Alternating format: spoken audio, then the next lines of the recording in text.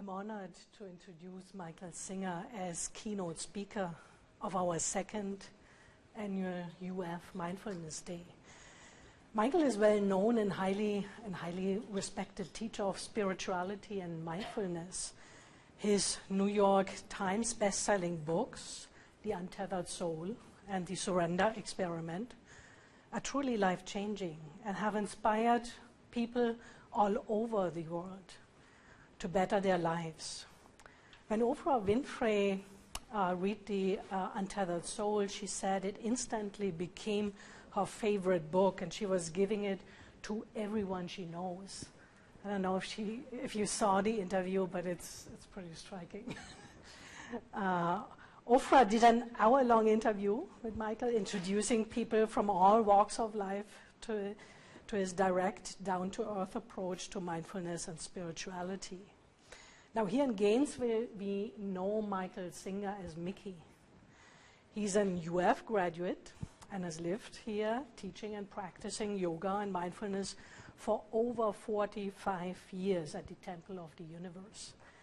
And Mickey strongly believes that spirituality is for everyone. His teachings have changed the lives of millions of people worldwide.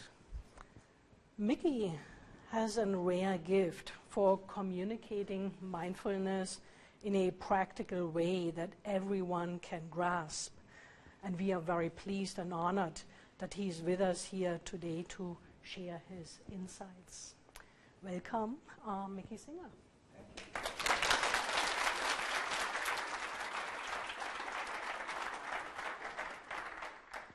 Hi. How is everybody today?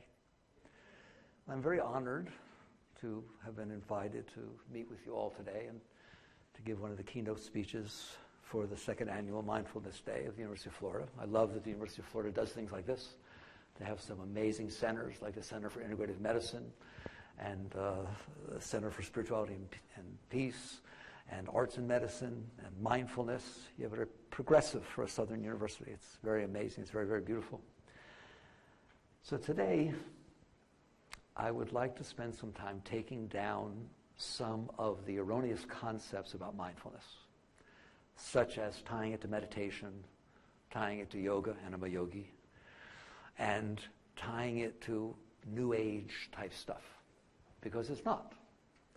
Diet doesn't get tied to meditation and New Age type stuff. Exercise doesn't get tied to diet and New Age type stuff.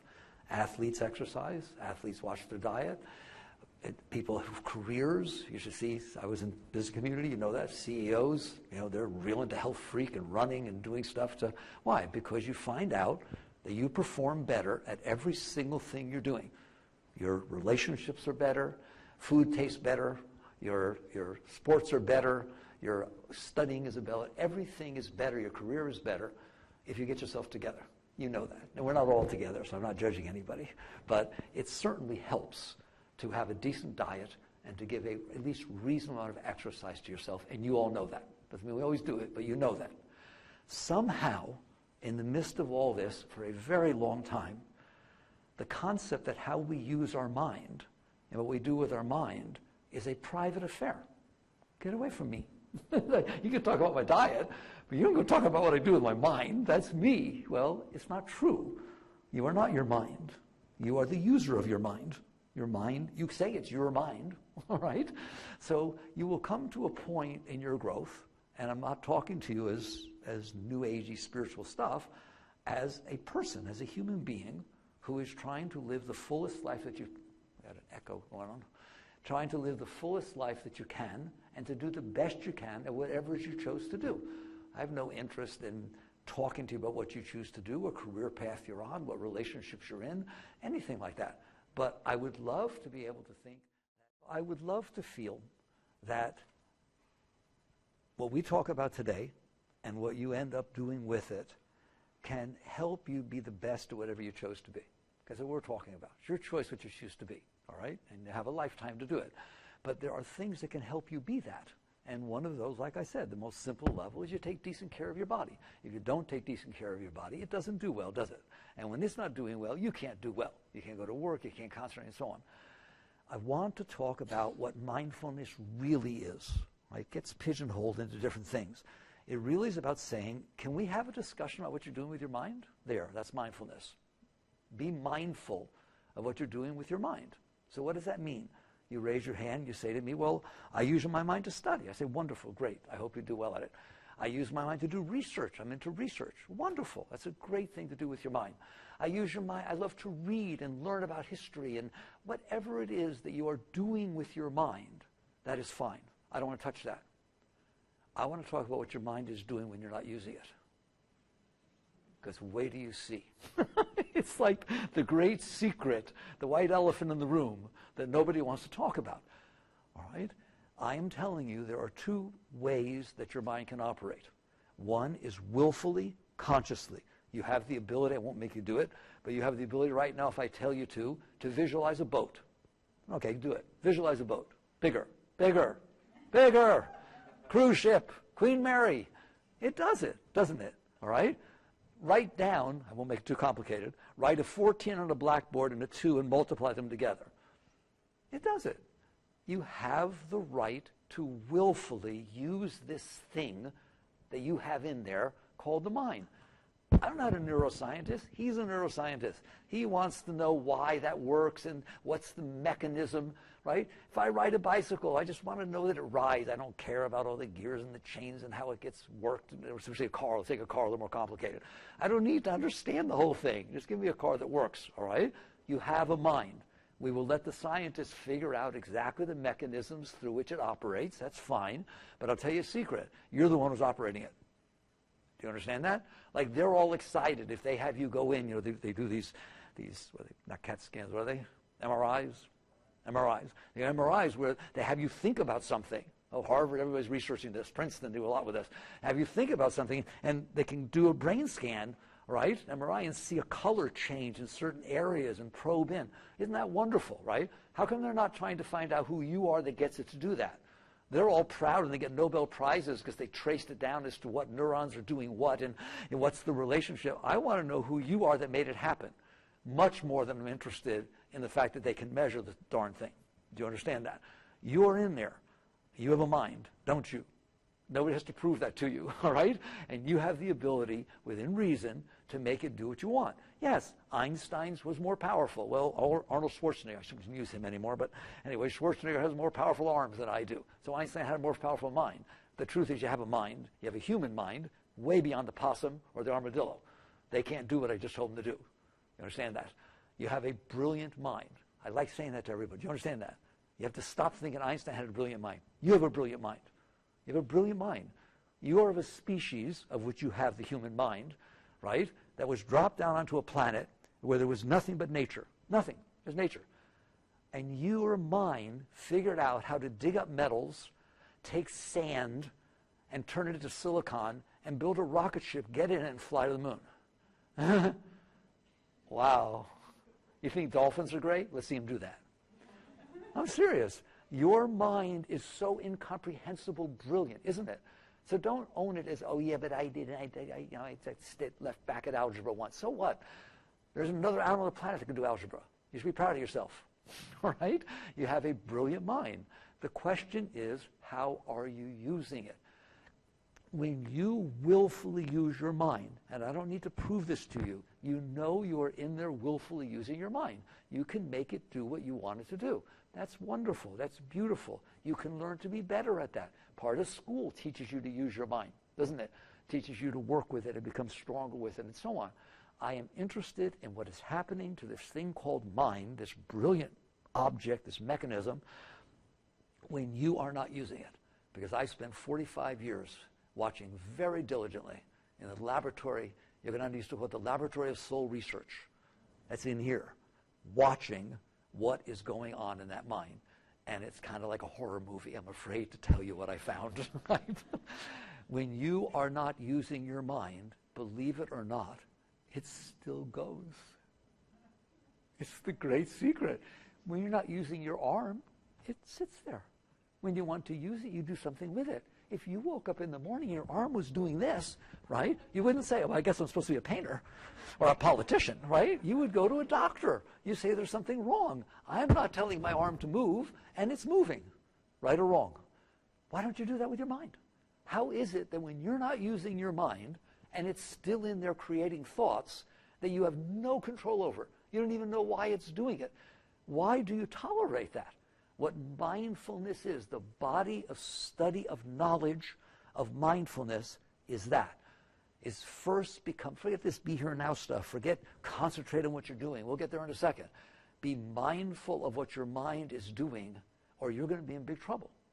What is your mind doing? It's really very, very easy. I guarantee you it'll take you 10 seconds. You won't like what you see. What you're going to see is that when you are not using your mind, when am I not using your mind? When you're driving down the road, going somewhere, when you're sitting on the potty, whatever you want to call it, right? All the moments you take in your life where you are not consciously doing something, I guarantee you there's something going on in your mind. What's it doing? Oh my God, I can't believe I said that. I'm so embarrassed. That was ridiculous. If I hadn't said that, I was doing... Does anybody's mind do that? Answer me. Okay? What is the benefit of that? The answer is zero. Do you understand that? How about this? You're driving down the road, you're going on vacation or driving to Miami, and there's a sign, a billboard on the road, and it reminds you of a relationship that you had with your father or your mother 25 years ago, and your mind starts reiterating the discussion as if it was going on now, or your ex-husband or whatever it is, and it's still going on in there, isn't it? What in the world is that? Of what benefit is that? Very few of you in business, in relationships, in life, would allow a cost-benefit analysis to take place of which the cost is 100% and the benefit is zero, and you would still do it. Correct? That's what I'm telling you that is. The cost is 100% and the benefit is absolutely zero. All it does is cause you trouble. It makes you neurotic. It makes you nervous. It makes you scared. Do you understand that? So why are you tolerating that? That's what mindfulness is about. And it is about to tell you that does not have to go on in there. That is not a natural function of your mind. Wow, that's nice to tell you. Do you understand that? That's not a natural function of your mind. Your mind doesn't have a natural function, no more than your body. Your body has low-level functions that it carries out, but it's not like your body's supposed to be walking somewheres. You decide where it goes. It's not like your body's supposed to be running or jumping or eating. You do this, right? Your body is your servant. You are the master, and you were given this body so that you can carry out your life and your career or what you want to do. Isn't it true? It's your body, and when it doesn't do well, you take it in for a tune-up, right? Your mind is exactly the same. Your mind is a gift that was given to you by creation, by God, call it whatever you want, it doesn't matter. It is a gift that was given to you. You wouldn't, if it stopped working, you wouldn't know what to do, all right? It's just a built-in computer that has memory, it has logic, it has capability of analysis, and you get to do with it what you want. If it is misbehaving, if it is not being still when it is meant to be still, if it is talking about things that have no benefit, for example, anything that happened 25 years ago is of no benefit to be bothered by today. Who wants to admit that? I know you don't know how to do it, but I'm challenging you. Anything that happened in your childhood, come on, you're grown up now. Anything that happened in your childhood, I don't care how traumatic it was. I don't care how tough it was. I don't care how unfair it was. It's over. Do you understand that? It's over. If it is still going on in your mind bothering you, that's a problem, isn't it? The event is not a problem. The event was a problem when it happened. Absolutely. We all want to help and make sure that doesn't happen. I'm not saying we shouldn't deal with things, right? But if it's 25 years later and it has not happened for 25 years and it's bothering you, it is affecting your current relationships, it is affecting your career, it is affecting your happiness in life, right or wrong, for absolutely no benefit, zero, no reason. And so a wise person who wants to have a full life wakes up one day and says, yes, I have a mind, and I have not paid attention to what it's doing. I haven't owned it. I haven't driven it. A car is a great thing, but not while you're not steering. Do you understand that? You get in that car and just start pushing the pedals. Nothing good's going to happen, is it? You get inside that mind and leave it on its own to regurgitate the things that bothered you, to think about things you wanted that didn't happen, right? What is that doing for your schoolwork? Ever read a book and find out that after you turn 4 pages, you better go back because you didn't read a darn thing? Yes or no? You know you have. What was your mind doing when it was supposed to be reading? I'm telling you, it was thinking about what happened 20 years ago. It was thinking about what might happen 20 years from now. You understand that, right? The Beatles song I like, will you still need me? Will you still feed me when I'm 64? They were 20 years old when they sang that song, okay? So what are you doing worrying about what's going to happen to you when you're 64 years old when you're 20, right? It is of no benefit. You work with it along the way. So mindfulness is about this. It is about finally waking up one day and saying, I'm the boss. I'm in here. I have a mind.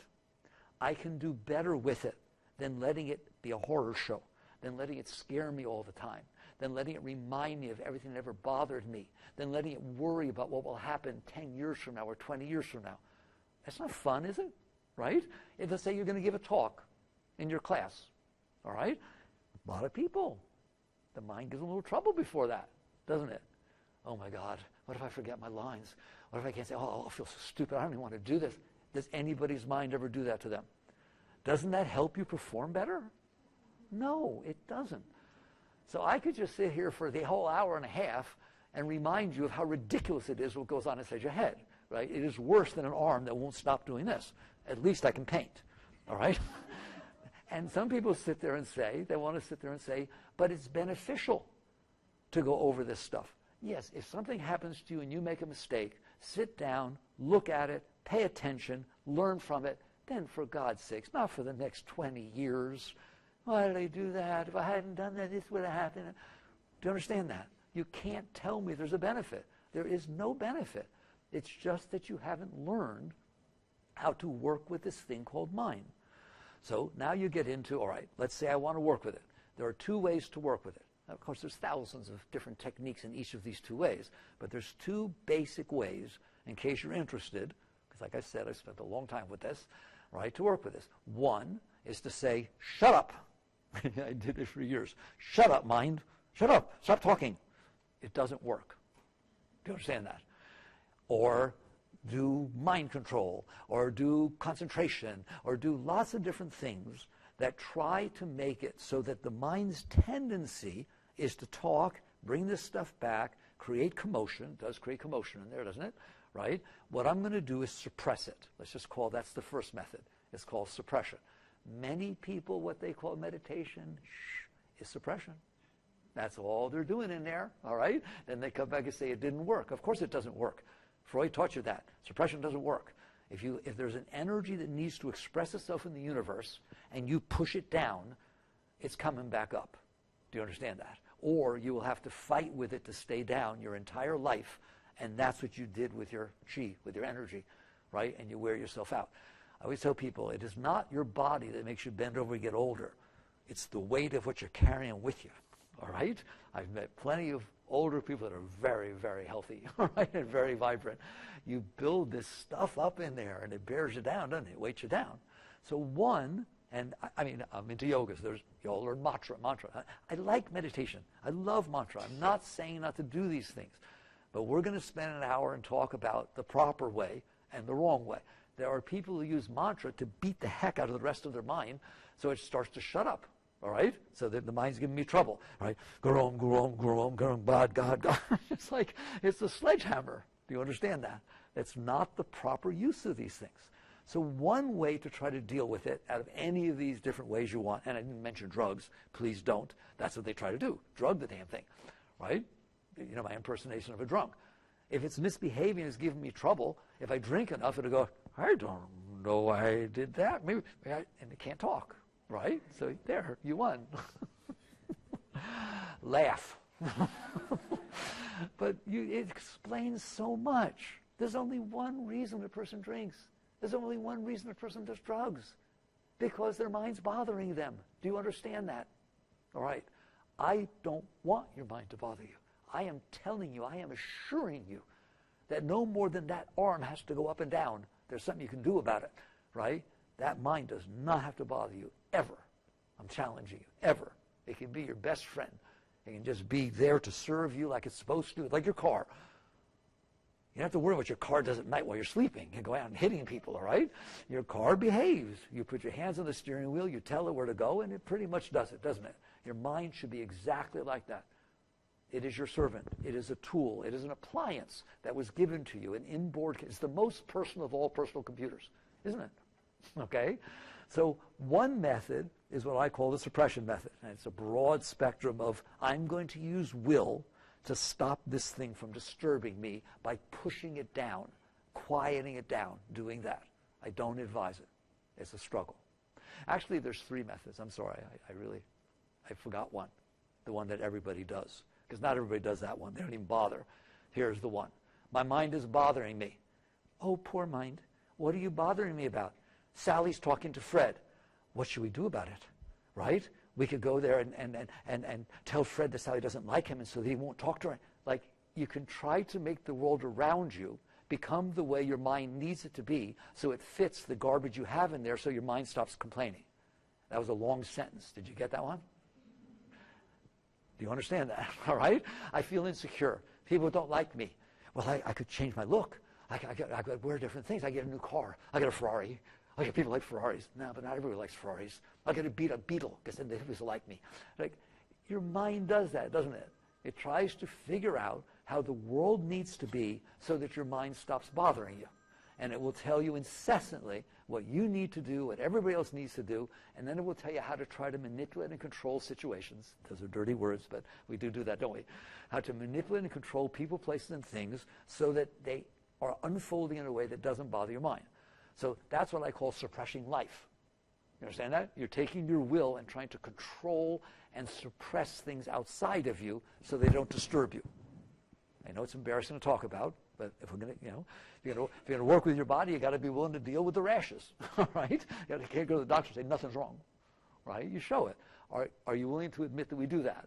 That's what most people do their entire lives. So that's one. Suppress and control the world around you, attempt to anyways, so that it unfolds in a way that doesn't disturb your mind. And maybe even mind likes it. I'm not saying there's not things that happen that don't make you feel positive, but it's because the mind likes it. That which turns you on turns him off. That which turned you on yesterday freaks you out today because you learned something else. Do you understand that? Things are not in and of themselves pleasant or unpleasant. It depends on your state of mind. It depends on how your mind is.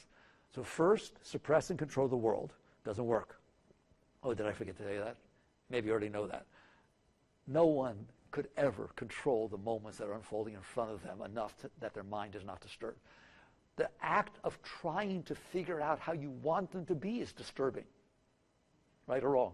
I don't know if I want this or I want that. I can't. People all the time ask me, how do I make decisions? What are your decisions? I don't understand. Because what you're trying to decide is how do I need it to be so that my mind stops bothering me? Okay? So you're not going to win that way. The second is you try to control the mind. You're not going to win that way. The third, which is what I'm here to talk about, and is the essence truly of deep mindful work, is to sit there and say, my mind's broken. Why? It's not its natural state. My arm's going up and down. I shouldn't get a brace. You understand that? That's a heck of a solution, right? Or inject it with cortisones or something to stop it from doing that. There's a reason it's doing that. I want to find out the reason, and I want to fix it. Then I never have to do anything ever again, do I? It's healthy. Your mind is supposed to be healthy. Why is your mind doing this? Why is it always talking? Why is it always complaining? Why is it always saying the way things need to be for it to be okay and then figuring out whether it likes it or not, et cetera, et cetera? The reason is because in the past you have had experiences, every one of us. Some of them were pleasant and some were unpleasant. We'll do it in 2 seconds, all right? Right or wrong. You've had different experiences ever since you were born that unfolded in front of you. So the world does. It unfolds in front of you. It's been here for a long time.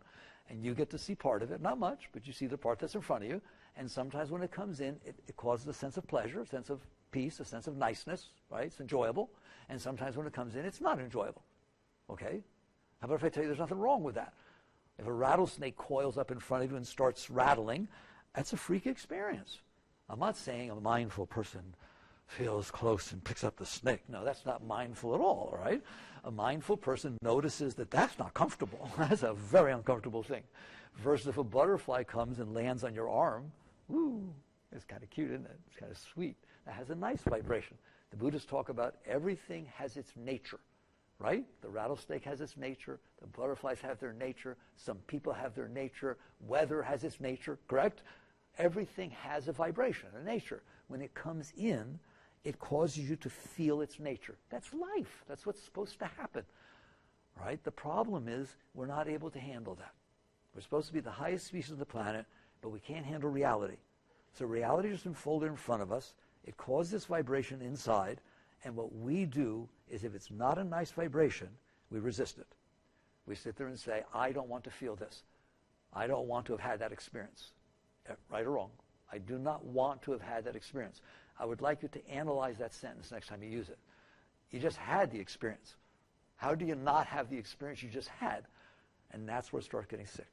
When you sit there and say, I do not want to have had this experience, it was not pleasant to me, then you use this very will that was meant to use your mind constructively and productively to suppress that experience that happened inside of you. And you know you do that. We have hands inside, don't we? We can push things away. So we push away emotions, we push away vibrations, we push away thoughts, okay? Because we're not comfortable with them. Where do you think they go when you push them away? Oh, they just go into Nana land.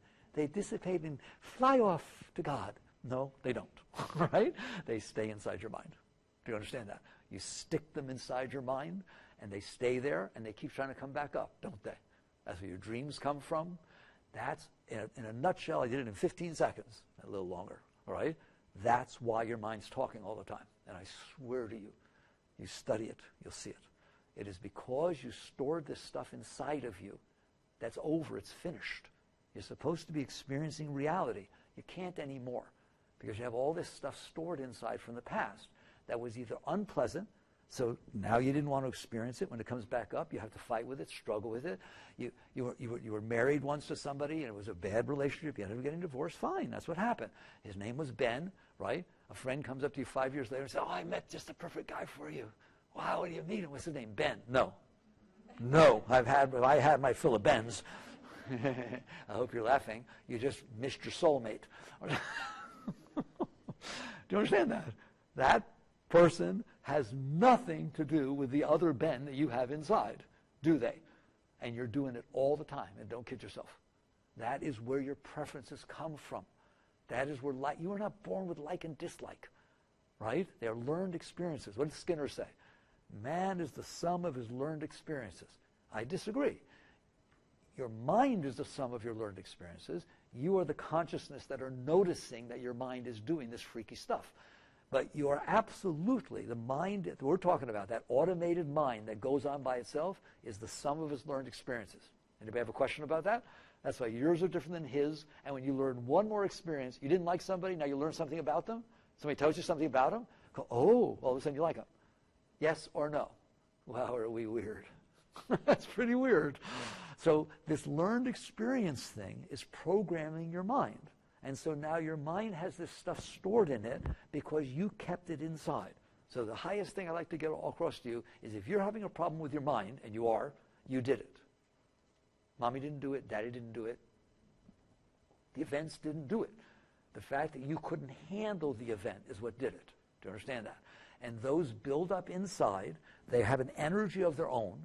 They're trying to release. Like I said, now we're into psychology, aren't we? That's all the psychology. That's Freud. That's Jung.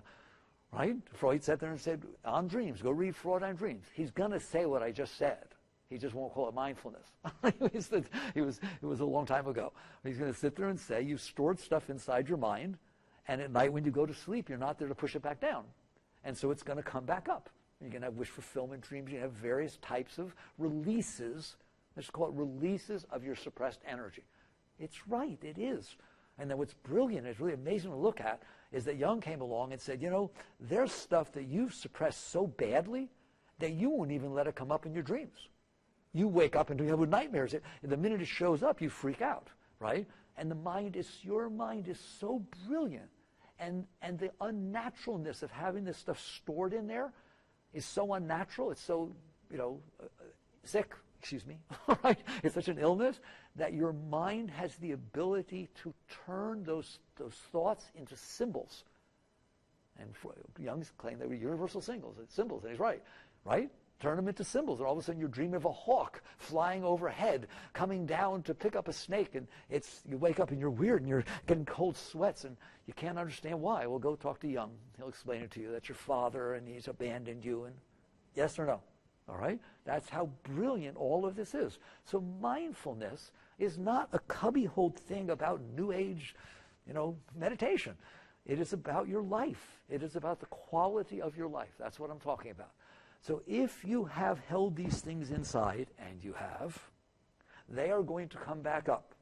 When you're asleep, they're going to come back up as these dreams, aren't they? Come on, you know that, right? What I like to call the mind that goes on by itself, those are your waking dreams. The one that's sitting there saying, oh, I don't know why I said that. If only I had done, right? That's regurgitating all the stuff from the past. It's doing the same thing as when you're asleep. It's just doing it while you're awake. Did anybody get that? You understand that? That's why your mind is always talking.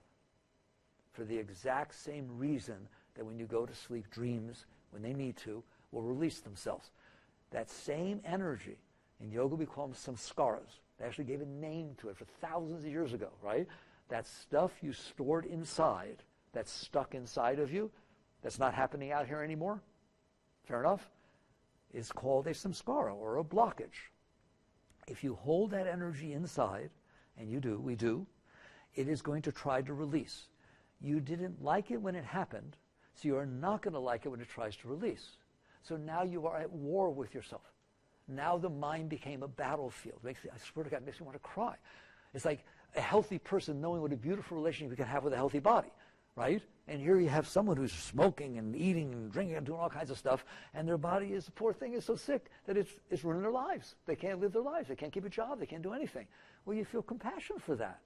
When you understand that if you store this stuff in there, it will not stay in there. It's going to come up. There are going to be things that remind you of it. Somebody's going to say a word and you'll freak. Someone's going to look a certain way or wear a bow tie or part their hair a certain way. You understand that? Or a smell. You could walk into a kitchen where somebody's cooking and you start crying because it reminds you of mommy or something like that. Or crying because you didn't like your mommy. Right? It can go either way. The point is you are carrying a minefield. Not a mind field, a minefield. Right? We talk about all the mines that got left behind in different countries, right? You are carrying a minefield inside your mind, are you not? Every single thing that ever happened that bothered you, you kept inside because you weren't able to experience it and let it go. Weren't whole enough, grown enough, mature enough, call it whatever you want, right? I was not ready enough to handle what happened to me. And because I couldn't handle what happened to me, I pushed it down so I didn't have to experience it fully, and now it is stuck inside of me. And it is constantly trying to come up, and it comes up as those background thoughts. Just try to sit down and meditate. People come to me sometimes and say, me, I tried to meditate, I can't. What does that mean? What does that mean, you can't? I tried to play tennis. I hit the ball into the net every time, but it doesn't mean I can't, right? I mean, you try, you do it. What do you mean you can't meditate? Well, I sit down, and my mind won't stop. Well, there we go. Now, actually, you want it to stop. You're willfully trying to get it to stop, but it doesn't, does it? All right? Only once in a while. Why doesn't it stop? I told you. I swear, what we have just shared is the most important thing you will ever learn in your life. You are running around with this stuff stuck inside of you. It is trying to release, and when you sit down quietly and don't distract yourself with a whole bunch of other things, guess what's going to happen? It's going to come back up. I've had people tell me, I was doing better before I started meditating. No, you weren't. No, you were not. You just didn't notice how bad it was, okay? And you don't want to notice, do you? You understand that, okay? So what mindfulness starts from is, one, I have a problem with my mind. Not my intellectual mind. We call it the intellectual mind, the analytical mind, the impersonal mind. See why you call it that, right? Very much I like the word impersonal mind. That's not cold. It means you are using your mind for what it was meant for, as a tool, right? The personal mind is the one that's full of all the garbage that you personally couldn't handle. And so now it's all stuck inside the mind. They disturb each other. I'm going to stand here. I'm in trouble because I'm in college. I have to prove myself, but I won't. I'm going to promise you that you take your IQ, right? Then you get your mind together, and you take your IQ again. There's no comparison. Remember that advertisement, here's your mind on drugs, right? And they crack the egg, right? Here's your mind on you. It's like you can't possibly be doing your best if you have that garbage going on in there. Even if it is not coming up at that moment, it is underneath there using your consciousness. Well, if it's not coming up at the moment you're taking your SAT test, right, it's because you're pushing it down subconsciously. That energy could be used to take the test. There's no way you can argue with me, right, that a radio station sounds better when they're static. No, you can't. The music is not going to sound better. You can't do better. There's no way you're going to argue with me that your mind does better with that junk going on inside of there. It does not do better. It is of no benefit, zero. And someday you wake up and say, I got some work to do. I have work to do. And I'm telling you, if you do this work, you will literally get smarter. If you think you're not good at math, if you think I was never good at this, if you don't have good reading comprehension, I'm telling you, the more you release this obligation that you've done to yourself to suppress this stuff inside of you, holding it down there, you will find life is more enjoyable. Food tastes better. Relationships are deeper. And you're smarter. Can you understand that? Because you released it. So it's fun to talk about. All right? It's a very important thing. So the question is, fine, there's the foundation of mindfulness. The foundation, I always used to complain that people go to school and they throw answers at you. Now let's start with questions. So I have some place to put it. Now we have a reason to talk about techniques. We have a reason to talk about what usually sells as mindfulness, right? Which is too late. If people try to meditate, it doesn't work. What do I do about this? First, are we honest? Is this going on in there? I'm telling you, it runs your life. Do you understand that? It runs your life. Except I usually put an I in there. It ruins your life. That's all it is. It will ruin your life. It will ruin your relationships. It will ruin your career. It will ruin everything. You'll go to work. You'll enjoy the job. Oh, my God, I got the perfect job. It's unbelievable. My mind will just say, come back in a little while. Let's have a talk, right? Because there's no way that something's not going to happen at that job that isn't what your mind wants. Do you understand that? It's going to happen. Your boss is going to criticize you, or somebody else is going to get the raise, or you're going to want to do something and they didn't give you the day off. Do you understand that? It is going to happen. It is literally impossible. It is statistically impossible that the world in front of you unfolds the way you want it to. Uh-oh. Did they take Santa away? Right? I have a whole thing on this. Will you understand the world unfolding in front of you has 700 billion forces that are making it be what it is? You're smart people. We're in a college here, right? There are forces, cause and effect. There are all kinds of things that have happened that consolidate, coordinate together, interact together, and they make the current moment. That's why the weather is the way it is. That's why people are the way they are. That's why every single thing is the way it is. None of it's because of the way you want it to be. It's like you're bringing into the moment of physics and chemistry and psychology the reality of why things are unfolding. You're making up based on your past experiences how you want it to be, and you're literally saying it's supposed to be that way. Do I have to go any further? Will you admit that's kind of far off, right? Things are not going to be the way your mind wants, ever. Every once in a while, something will line up. It will not stay, will it? It doesn't ever do it. It disappoints you. I didn't think you'd be like that. You get in a relationship, it seems so perfect till they do something or don't say something. There is no way. It's not going to hit your stuff. If the stuff is in there, something is going to stimulate it, isn't it? Right? This is why life is so hard. We're talking about solving all of life's problems, right? Because the truth is, life is unfolding in front of you. You're given this wonderful opportunity to play with it, interact with it. It's a sport. Do your best with it. You understand that? I said you can do whatever you want. Doesn't mean you'll succeed the way you want to, but you get to interact the way you want. The problem is you can't now because you're scared to death that something's going to hurt you. Come on, right? You're scared to death that you won't get what you want or that you'll get what you don't want. And if you walk through life that way, you're so limited. So mindfulness says, I don't want to live like that. If I have but one life to live, heck if I'm living it that way. You understand that? I'm not going to run through life trying to make every moment be the way I want it to be because I can't handle reality and then get all upset and disappointed and then store more stuff inside of me. So, I mean, one wise people sometimes wake up and say, somehow I land on the planet Earth. Maybe you know how you got here, but I don't. Or I just, whoop, I didn't take a rocket ship. Look how long does it take to get to Mars? How long does it take you to get to Earth? Somehow you landed on a planet, didn't you? All right? And you're going to be here for a certain number of years. The time between your birth and your death, you're going to spend on the planet Earth. I'm going to tell you a secret. The planet Earth is a really, really, really nice place compared to Mars, Jupiter, Saturn, Mercury, or any exoplanet that we've found so far. You understand that? You won the lottery 7 billion times over. There's people, places, things, roaches, spiders. There's so many exciting things going on the planet Earth.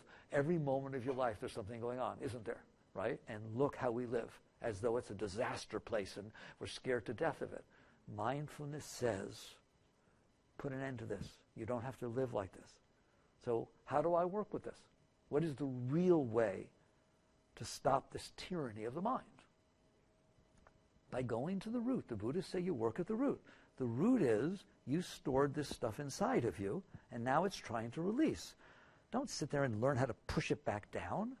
You have to learn to let it go. And that's the true work of mindfulness. You can do many things in between, but I'm telling you, you want to get somewhere, and you're capable, doesn't matter how old you are, doesn't matter rich or poor, you can have a beautiful life. You can be here anyways, you might as well have fun, right? You don't have to be scared, right? You know what it should be like? A mindful person wakes up in the morning. I'm back. I wonder what's going to happen today. I can't wait to see. It's like a mystery tour. It's like Christmas morning. Something will happen, won't it? And I'll have fun with it. It's going to be exciting. And at the end of the day, you put your head down and go, wow, that was fun. And you go to sleep. And when you wake up in the morning, it's a new day. You're capable of living like that. And you will do better at your career. You will do better at your relationship. You'll do better every single thing you do because you don't have these problems. Right now inside, we have serious problems stored in what we call the personal mind. We are then trying to do everything we can with our lives to make it more tolerable to live with ourselves. Trying to find relationships that make us feel better about ourselves. Trying to find jobs that prove that we're worthy of something. You understand that? How many people go to a job not to get to... Well, let me ask this way.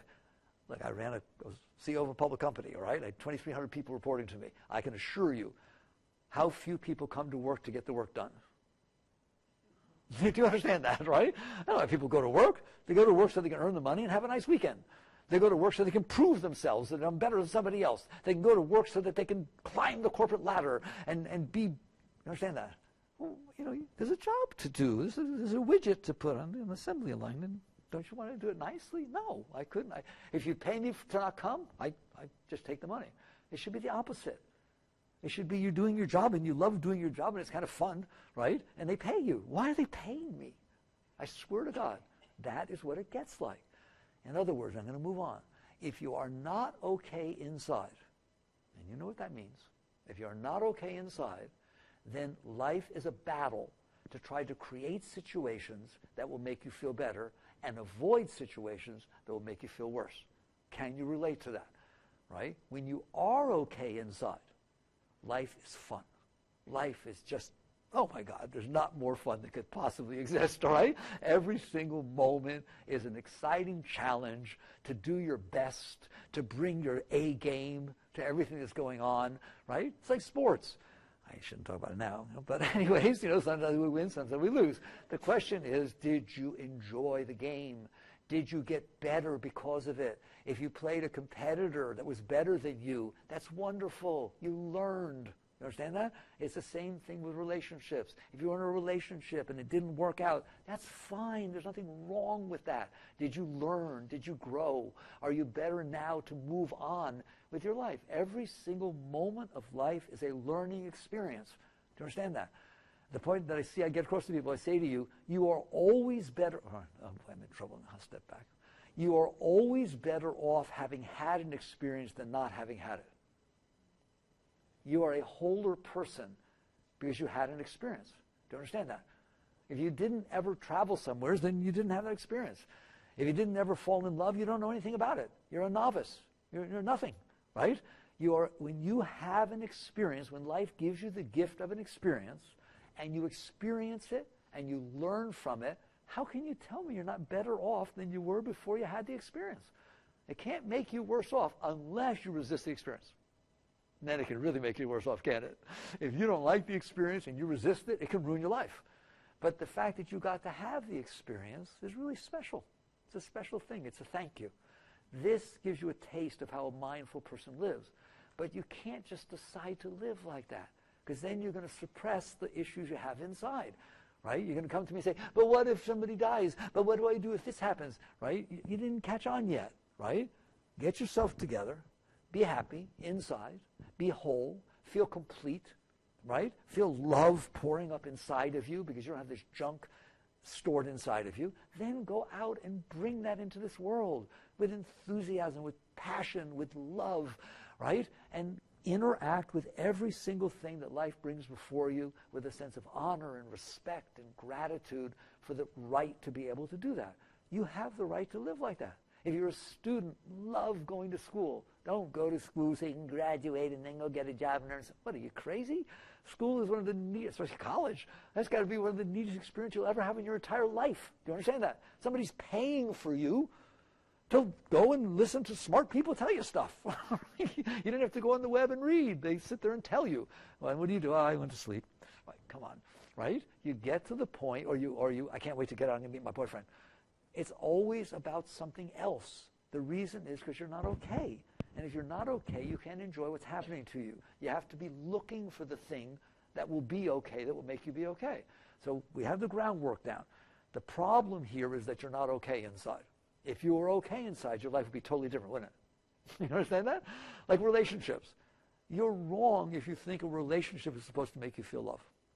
You're wrong if you think a relationship is supposed to make you feel needed and whole and important. That's wrong. That's wrong. You're supposed to feel love to start with. That's natural. Love is part of your being. You're supposed to feel whole and complete within yourself, right? Tremendous openness and power, right? Now go out and share it with another person. That's a relationship. Don't need and then get upset because they didn't give it to you. You understand that? There's no way, this is my view, I've done it for 45 years, right? There's no way that if you can't fix what's wrong with you inside, that someone else is going to do it. They don't even know you. They got their own problems. Do you understand that? Do you understand that? Nobody can go in there and get rid of the stuff that you decided you're going to store inside. What you're basically asking, though, is even though I have this inside of me, make me feel better, tell me you love me, you know, be my friend, et cetera, and that will make it easier for me to live with the junk I have inside. No, I want so much more for you. You understand that? I want that you feel whole and complete inside, that you don't have that junk inside, and that you can come out and share your being. And imagine if two people are doing that in a relationship. Right? That's beautiful, man, right? So this is what it means to get high. That's what mindfulness is about, not drugs, right? It's about learning that you're a great being. There is greatness inside of you. You're a human being. It's the highest species on the planet, right? You have a brilliant mind. You have a beautiful heart that's capable of experiencing beautiful things. You broke it. You broke your heart. Somebody else didn't break your heart. You stored all this garbage inside every time something bothered you. Now your heart's full of pain. Do you understand that? It doesn't take much for you to feel pain in your heart, does it? Somebody doesn't say something or says it wrong, they're not the right intonation, or doesn't say hello. Oh my God, why didn't they say hello? I never did anything. Okay? That, I'm telling you, every bit of this is because you stored that stuff inside of you. If you get rid of that stuff, your whole life changes. So that's why mindfulness as a way of life, right? Mindfulness is your life. It's not even a way of life. So how does one go about, first of all, is it possible to literally get rid of all this stuff in there? Yes. I'm telling you, there is no super glue in there. I swear to God, that is not the nature of things. There is nothing gluing that stuff inside of you. If it is inside of you what happened 20 years ago, it is because you are holding it inside of you. Do you understand that? And they talk about neural pathways. That's absolutely right. You are carving those neural pathways willfully. You are holding it together. The minute they try to change and release, you push them right back down. They can watch it with their CAT scans, with their MRIs. Do you understand that? You are in control in there. You're just not paying attention. So the answer is always very simple. Once you find the root of the problem, you don't deal with it at the leaf, you deal with it at the root. The root of the problem is that you couldn't handle the experiences that unfolded in front of you, period.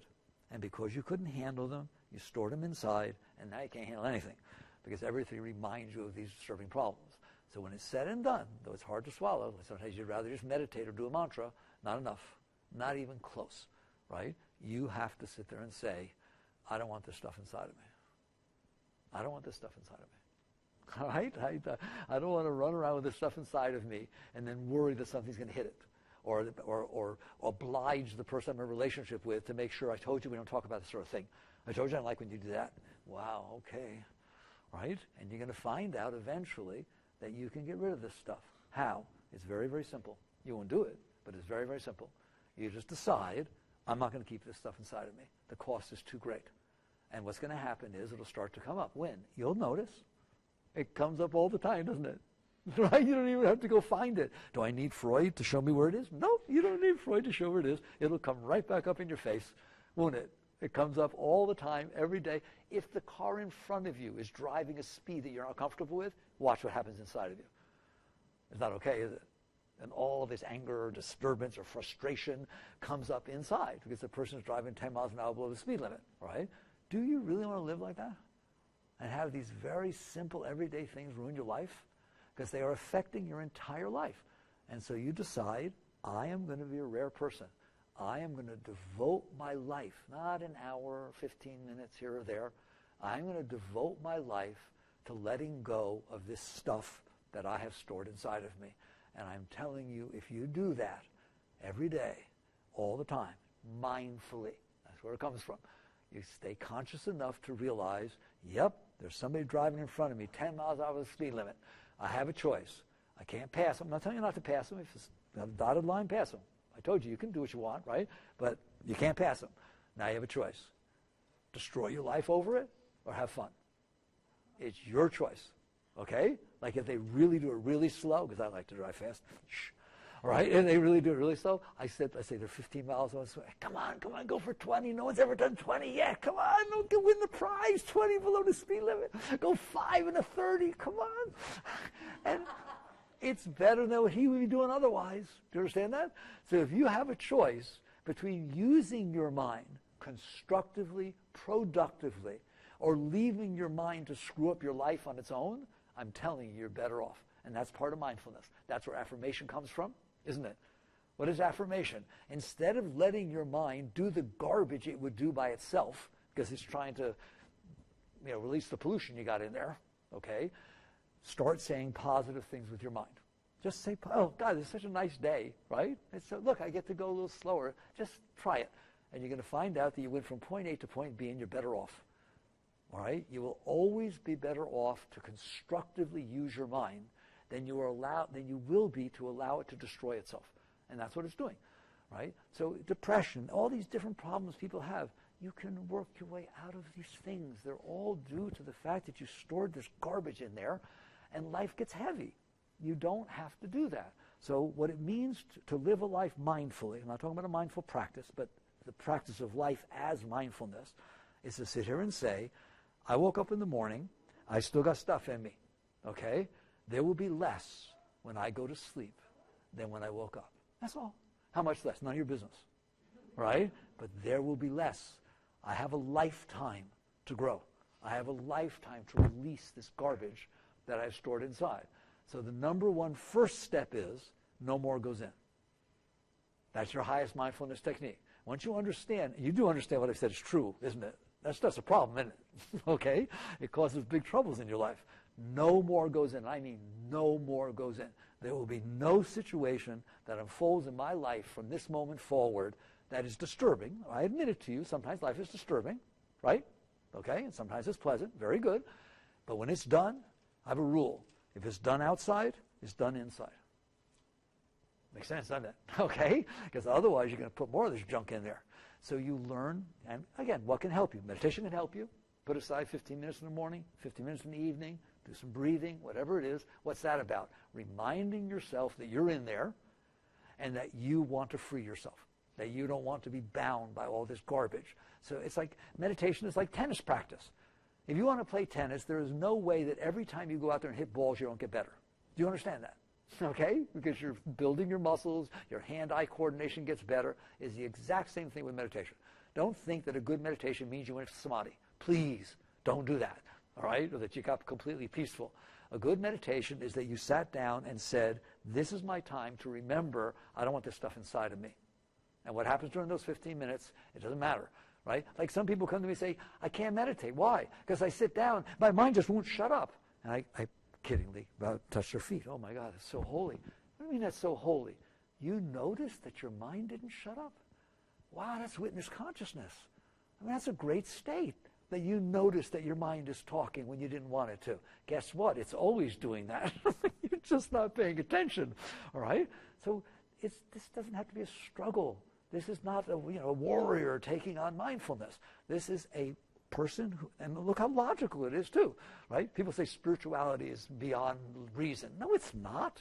It's the most reasonable thing in the world, all right? To not do it is completely unreasonable. To literally do a cost-benefit analysis and always pick that which is 100% cost and zero benefit, that seems pretty unreasonable to me, all right? So you sit there and say, I will put aside time, if that's what you choose to do, in the morning and evening, watch your breath, do whatever technique you want to do, but what it's really about is remembering that you're in there and you're the boss. Do you understand that? And that right now, you're not doing so well at working with the mind because, and you will see, when you try to work with the mind, you're going to see it's nervousness, it's anxiety, it's fear of the future, it's problems with the past. That's what the mind talks about, right? It worries, it's just releasing the garbage. You need to apologize to your mind. Some people say, you get mad at your mind, work with your mind. No, you apologize. You told your mind, I don't like this. I'm going to store it inside of you for the rest of my life. Now I want you to figure out how everybody needs to be for me to be okay, even though I did that. Get to work. Okay. All right? But your mind said, okay, on the job, 24 hours a day. Don't bother sleeping because you won't be able to. Right? Do you understand? So you basically sit there and apologize to your mind and say, I am so sorry I told you to do this. It's not your job anymore. It is not your job to figure out how everybody and everything, including the weather, needs to be for me to be okay. Do you understand that?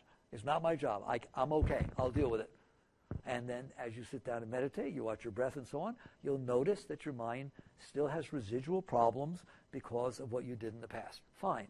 Every time you sit, you let go of more. Every time you find that seat of consciousness where you sit inside and you're okay with the fact that the mind is still disturbed. You don't want to wait until your mind is not disturbed for you to be okay. I need you to be okay even though the mind is disturbed. You're not your mind. You're the consciousness that's watching your mind. You can be perfectly at peace. You can have a bad hair day. You can have a bad heart day or a bad mind day. How your mind doing? Oh, it's crazy. It's really funny. You should see what it's saying.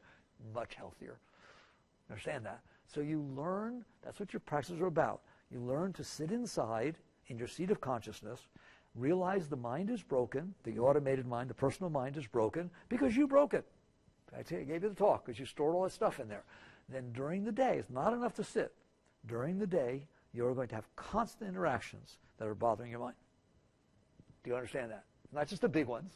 I told you, these tiny little things, right? Something you can't find your keys. Oh my God, what's going on? Who took my keys? Oh, there they are. You just created a commotion, an ocean of commotion inside your head for absolutely no reason. Be conscious. That's what mindfulness is. Be conscious and realize, okay, I'm sitting on a planet, spinning in the middle of outer space, and there are these keys, and I can't find them right now. Let's have fun. Okay? Enjoy the experience you're having. That's what you do, right? You work with yourself to do that. So if what happens is stuff comes up, and this is the big one, stuff's going to come up. If you don't put new stuff, I would warn you, if you don't put new stuff down there, the old stuff's going to come up even faster. It's a LIFO stack. You study inventory management. Last in, first out. Okay? So when you stuff the stuff down that happened today, it's pushing the other stuff further down. That's why it comes up at night. If you don't put the stuff down today, you'll be walking around. You'll say, hey, Sally, how are you? And Sally will walk by. Your mind will go, did she not hear me? What did I do? Why isn't she like me? This is like high school. In high school, nobody said hello to me either. Oh, okay. Wow. All right? And what you do, if you're a mindful person, is you say, wow, you've been down there that whole time? Since high school? Oh my God, I'm so sorry. It's like locking a kid in the closet. That's not a nice thing to do, all right? Come on up. You are welcome. You are welcome. But it hurts, good. No pain, no gain.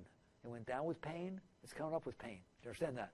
It's not in there except that it bothered you and you couldn't handle it then. It's still bothering you even 20 years later You don't want that in there. Do you understand that?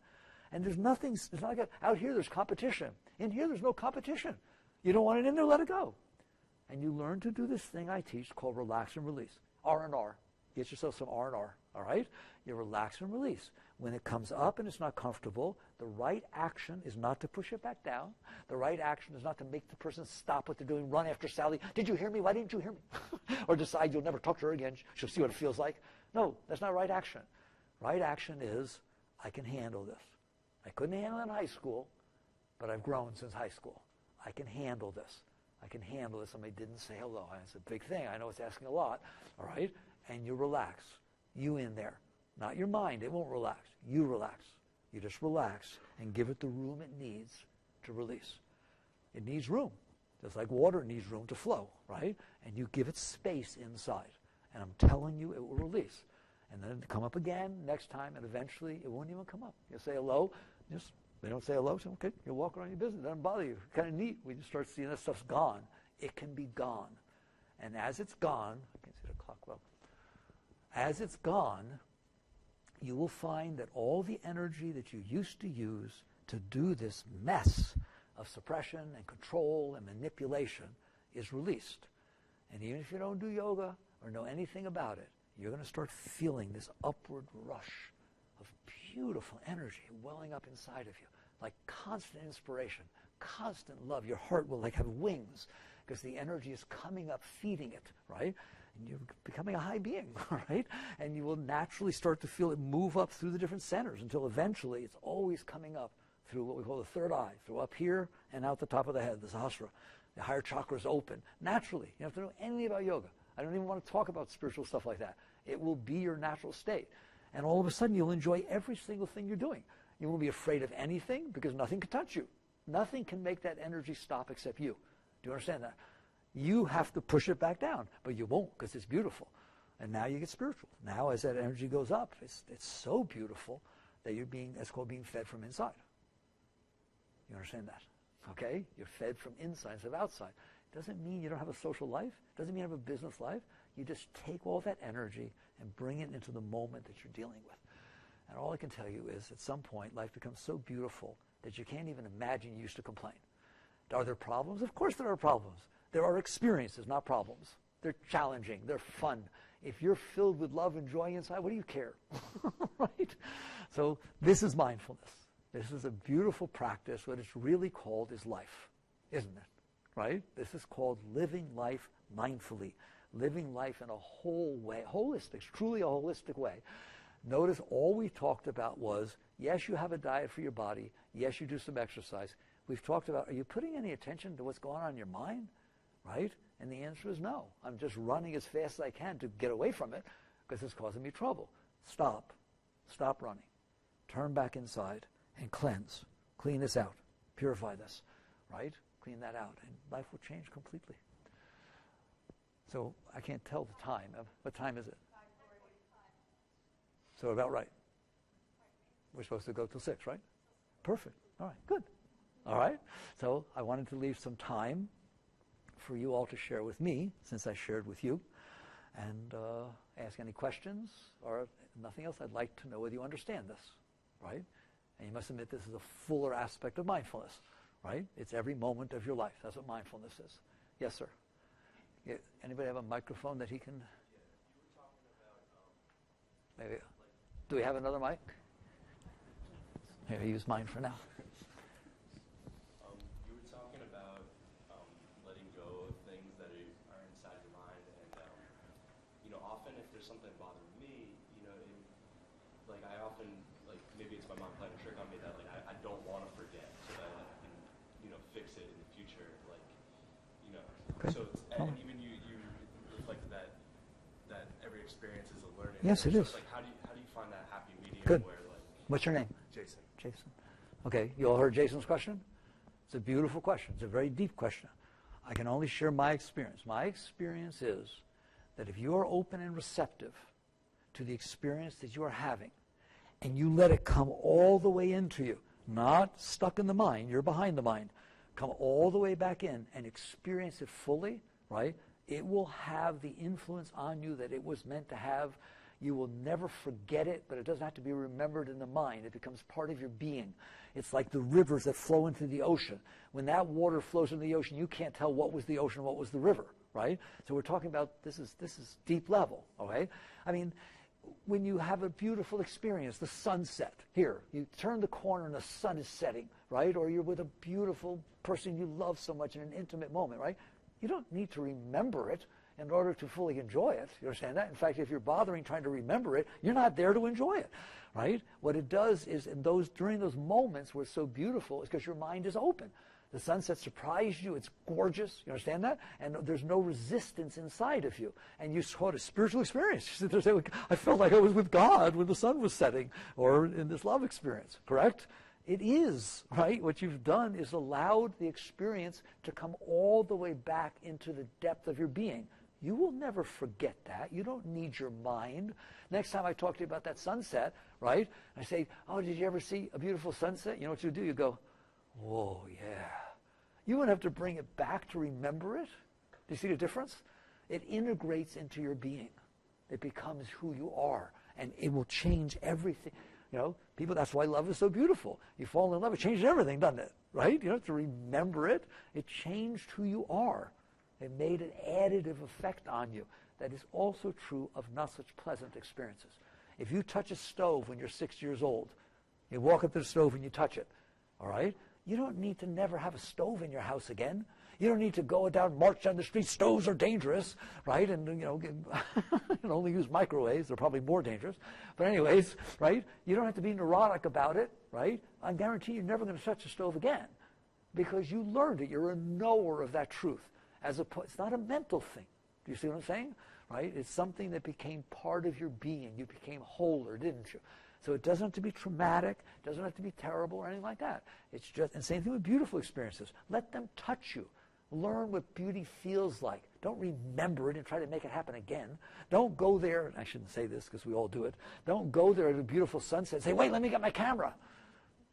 Why? So I can remember it later. So you don't experience it now, so you can remember it later? Oh, you're good. That's what we do, isn't it? Okay? Does that answer you? Do you understand that? You will find that every single experience that you let come all the way back to you, we used to call it gestalt back in the 60s, that it finished, it made it all the way through you. It is a complete event, right? None of it got stuck. Changes your life. It's a holistic thing. It's very beautiful. Thank you. All right, who else?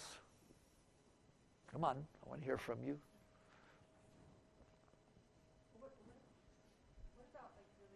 Is this the only mic we have? Yeah. Okay. Yesterday I was at the barn and they had a panel of veterans talking about their experience. Yes. They have an aftermath of war exhibit of their photographs. It's really wonderful. So they had panel of five veterans, all different ages, who had been in different conflicts. And these are people who were in horrible situations that not of their choice.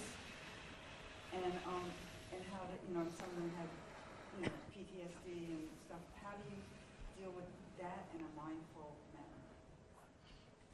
manner? It's extreme, but it's a beautiful question. And I have a particular person I've come to know who has had PTSD and was with the Green Berets, Special Forces and everything.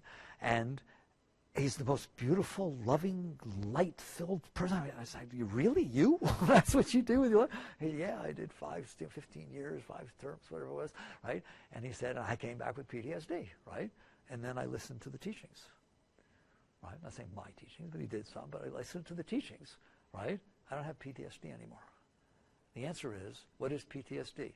An experience happened at some time in my past. I couldn't handle it. Now, is it understandable you couldn't handle it? Nobody's judging that. I mean, of course. It's like you're a bad boy, you didn't handle it. Nobody's saying that. There are difficult experiences. Do you understand that? Right? You have a miscarriage. You get a divorce. There's all kinds of experiences, not just PTSD. Do you understand that? But they're life.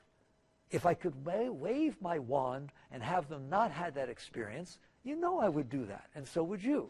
But there is no such wand. The experience that already happened, you are not going to change, are you? It happened. So a wise person does the same thing with this and sits there and says, the cost of carrying this inside is my life. It's the end of my life. you understand that? I can't have relationships, I can't hold a job, I can't do anything. I'm a mess, all right? Understandable, but why? I don't want you to understand. I don't want to be a mess. You understand that? You can't sit there and have victim consciousness and sit there and say, I shouldn't have had to go through this and it wasn't fair and you'd be this way too. What is that doing for you, right? It's just enabling the fact that you have a problem, all right? It's not your fault that you have a problem, but you have a problem. What needs to happen, and it is possible to happen, is you need to wake up one day and say, I have PTSD and I don't want to have PTSD. And I had an experience that I didn't want to have. I better accept that I had that experience. I had the experience. That's what I did. I'm the person who had that experience, right? And come to peace with it within yourself. Is it easy? No. Is it possible? Yes. Do you understand that? It's possible to do this. It's possible with a miscarriage. It's possible with a divorce. It's possible with mommy's death. Do you understand that? There's not a single situation that can happen to you that is not possible that you can come healthy out on the other side. And maybe even better off. Do you understand that? You go through a tough experience in life, you become a stronger person, don't you? All right? So I'm not belittling the terribleness that it means to go through experiences like that. Don't misunderstand me, right? I'm really saying is, I want to help you. I care. I have compassion, right? I can't take away the experience. The only thing I can do is take away your resistance to it. Because reality wins, doesn't it? Right? So listen to me, whereas it's true that no one can take away the experience, it is not true that no one can accept and honor and respect that it took place and I'm healthier because of it, I'm okay because of it. That's not true. People have done it and you can do it and everybody can do it. Does everybody understand that? Right? But don't let it sound cold. It doesn't mean you don't have compassion and understanding for how difficult some of these things can be.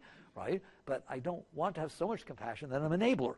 And I sit there and say, well, yeah, okay, you're just going to be screwed up the rest of your life. No, you're not going to be. You're going to be a greater person because that's how I'm going to talk. You understand that? You're a greater person because you went through this and came out on the other side. How could you ever have another problem that's bigger than this? Kind of nice to look back and say, I'll never have another problem that's bigger than I already went through. I guarantee you, I've been through it. I guarantee you. It's kind of a lot of fun to be able to say that. All right, I made it through that one. Right? So what? Bring it on. Okay. So that's how mindfulness deals with these situations. All right? You had a question?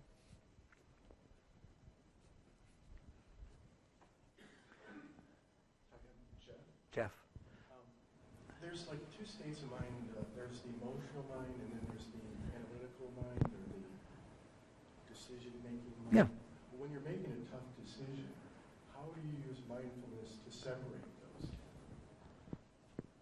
That's a beautiful question. What you basically asked me is, when I'm learning tennis and my backhand is so bad I can't get it across the net, but someday I do want to get across the net, what do I do while I can't get it across the net? Keep hitting it. You keep working with it. That's all you can do, right? You just keep practicing, and eventually you'll be able to get it across the net, right? That's my answer to you, right? There aren't two minds. There are not two minds. There's one mind. It's an appliance. It's a computer. You understand that? There's not two computers, right? One that you do good things with and one you do not good things with. Right? There's one computer, right? You're just using it different ways. You have a mind. One thing you do with your mind is analysis, intellectual, just analytical thinking. I call that the impersonal mind, all right? Another thing you did with your mind is very personal stuff, right? You held the stuff from the past. You built this whole mind. Everybody understand that? Okay. So there's just one mind. You're the one who's doing the both. And what you're saying to me is, while you're growing and a situation comes up that you're trying to analyze, but you realize your preferences are so strong that you can't see straight. You understand that? Everything inside of you looks and says, I shouldn't do this. This is not what I should be doing. I know I shouldn't be doing this. I've already chosen I want this career path, and I'm working on this, and this is not in harmony with that. But you understand that? There's somebody in there who's got some little personal stuff going on in there, have a little trouble letting it go. You understand that? It's hitting some stuff that I know is stuff. I'm not saying, you got clear enough to where you see this is the path I chose, this is what I'm doing, and this is just some leftover stuff. And so you've asked me, what do? You let it go. Sorry. You don't play around here, right? You let it go. You sit there and look at it. What do I do if I decided to stop smoking and I want to have a cigarette? Don't. It's not so complicated, right? I always tell everybody there's this yogic, be careful, don't tell anyone, it's patent it, right? There's a yogic method for stopping smoking. It goes like this. You decide you don't want to smoke, and then there will be moments in which you want to, right? What you would do is find your cigarettes that you had hid, take it out of the pack, put it in your mouth, light it, and inhale. Just don't do any one of those things, and you'll stop smoking. Now you choose which one you don't want to do, okay? The point is, there's no way around it. If you said you don't want to smoke, then you can't do the things that make you smoke. If you said you want to let go of your past stuff that's messing you up, then this is the time to do it, right? It's not the time to do it when something didn't hit it, right? So basically, if you're in a decision-making process, people ask me that all the time. People have trouble with decisions. I don't have trouble with decisions. You can really freak out if I tell you there are no decisions. I didn't say it.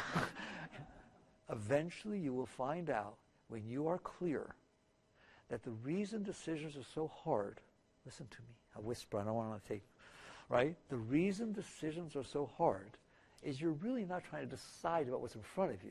You're trying to decide what will make you happy. You're trying to decide what might screw you up, what will make you sad. And you don't want to make the wrong decision or you won't be happy. You don't make the wrong decision, you might not be happy, right? Once you are happy, you undercut the entire mess. It's not like that. Understand that? Here's the ultimate of how I want every decision you need to make to be. I'm fine either way. Whoa. That kind of took the pressure off, didn't it? I'm fine either way. You know, I'm 22 years old. Somebody proposed to me, but I have my eyes set on a career path and so on. I'm not ready to get married, but I really love the person a lot. That's a tough decision. No, it's not. Not a tough decision at all. I'm fine with my career path, and that happens, right? And if the person doesn't wait, that's fine. You know, I'll move on. It's wonderful. I'm full of joy and love and inspiration. I'm not full of need, right? It was about expressing my love anyways. I'm not going to lose that. Or it's fine. I'm so in love, and I get to devote myself to this relationship. And if it affects my career path, who cares? The only reason I wanted the career path was let me express myself. Like, it really needs to come to the point where you realize, come on, guys, it's all fun. You're going through different experiences called your life, right? And there will be times when things unfold. And what's really amazing is once you take your personal self out, it really ends up most of the time, the vast majority of the time, there's no decision. It's clear. It's clear. It was my own disturbance that was making it get noisy. I learned not to talk about this thing about decisions because people don't like to hear it. But do you understand what I just said? If you are not okay, and you are trying to decide how to be okay, you're in big trouble. Because the party that's not okay doesn't know how to be okay. That's why it's not okay. Do you understand that? Okay? And you're literally going to the part that's not, aren't you? You're going to the part, but I'm so lonely. I'm so lonely. Who should I be with? Loneliness doesn't know how to not be lonely. That's why it's loneliness. All right? So you're going to the lowest part of your being to try to decide something. It will not be a good decision. You do your work on yourself on a daily basis to where you start to feel beautiful energy. I want you to understand that. I challenge you with that, right? Now you feel fear, you feel anxiety. No, no more ever. Just love, joy, constant upliftment of waves of strength. I shouldn't do this, we're in a university setting, but that is what the Bible means. And I'm a Jewish yogi, so I can say it. When Christ said, man does not live by bread alone, but by every word that leaveth the mouth of the Father. In other words, you don't live off the events that are taking place outside of you. You live off this spirit, this joy, this love that's welling up inside of you. Now go out and play. All right? Now go out and have fun with your life. So there's my answer to you. All right? It'll take time. You'll fall down. So what? Every mistake you make is a learning experience. Right? There's nothing wrong with that. Just what am I asking of you? What's the bottom line? Will you please understand and admit that you don't want this mess going on inside of you? You don't want to devote your life to the lowest part of your being, the part that's scared, the part that's insecure, the part that's needy, right? And if I devote my life to that, that's where I'm going to be. That's where it goes. And I would like to let go of what's causing that to be so strong. And I'm telling you, and psychology, of course, is all based on this, right? It is the stuff you stored inside that you couldn't handle before that is making it a mess inside today. Do you understand that? All right? And if you let go of that stuff, so your job is to use life to let go of yourself. To lose life to let go of this. Who else? Anybody? No, you can't be that scared. So does this mean you all understand, you're ready to go and just can't wait to get out and start doing it? All right. Thank you so much. It was such a pleasure sharing with you all.